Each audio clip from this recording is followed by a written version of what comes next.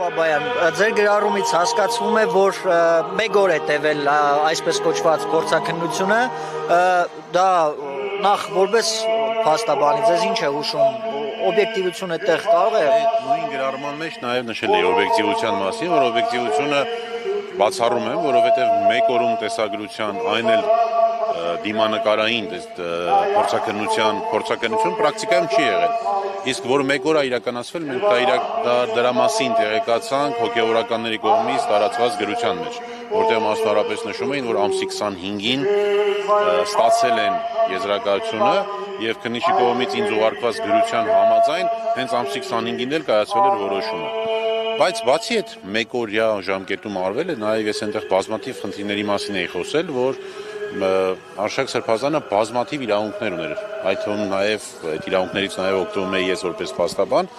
ամենակարևորներից մեկը օրինակ հարցեր տալը փորձագետին, որովհետև ես իհարկե մենք չենք տեսել այդ փորձաքննության որոշումը եւ ոչ էլ դրա եզրակացությունը, բայց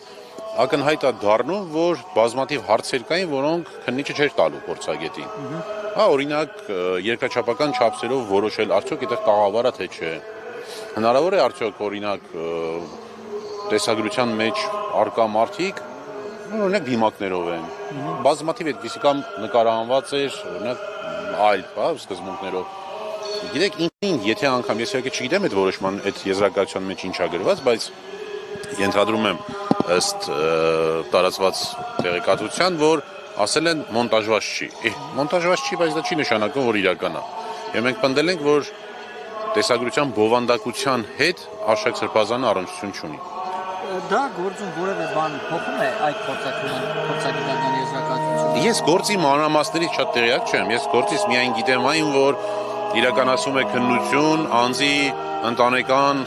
գաղտնիության անձեռնմխելիությունը խախտելու ուղղությամբ, մինչդեռ Արշակ Սրբազանն իր ցուցմունքում նշել է, որ իր եւ ընտանիքի անձնական գաղտնիությունը չի խախտվել, որովհետեւ այդ տեսագրության մեջ իրականության հետ չեն համապատասխանում են բովանդակությունը ինչ որ կա։ Պարոն Բաբայան, օրերս Արշակ Սրբազանը այստեղ մեր գործընկերներից մեկի հարցերին պատասխանելով մարմնարկեց, որ եւս մեկ փորձաքննություն ոնց որ թե իրականացվում է, ամենայն դեպս այդպես էր հասկացվում, նա չբացառեց, որ անկախ մարմնի փորձաքննություն կարող է լինել, դուք տեղյակ եք ինչի մասին է խոսքը, մանրամասներ կարելի։ Ես էլ չեմ բացառում, բայց եթե ինքը չի հայտնում այդ մասին, ես իրավունք չունեմ որևէ բան ասելու։ Այս բան դրանից ավելին, քան Արշակ Սրբազանը ասել է, չեմ կարող ասել։ Ինչ է սպասվում, ինչ է լինելու, թե գործի հետ կապված, թե աղմուկի, որ այդ գործի հետ կապված Արշակ Սրբազանի հետ ոչինչ չի լինելու, որովհետև այդ գործը քննությունը լրիվ ուրիշ ուղղությամբ է իրականացվում։ Մեր խնդրանք պահանջ կամ ցուցմունքով մեր պահանջն ա եղել, որպեսզի քննեն արդյոք ատելություն չի տարածվում,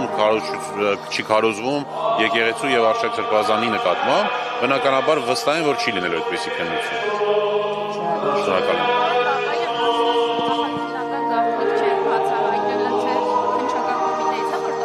Ես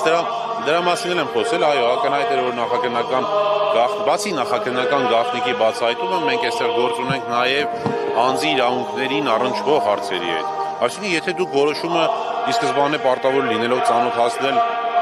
Արշակ Սրբազանին չեք ծանոթացրել, դրանից հետո ուղարկել եք փորձաքննություն եզրակացություն եք ստացել մեկ օրվա մեջ եւ դա էլ տրամադրել եք այլ անձի,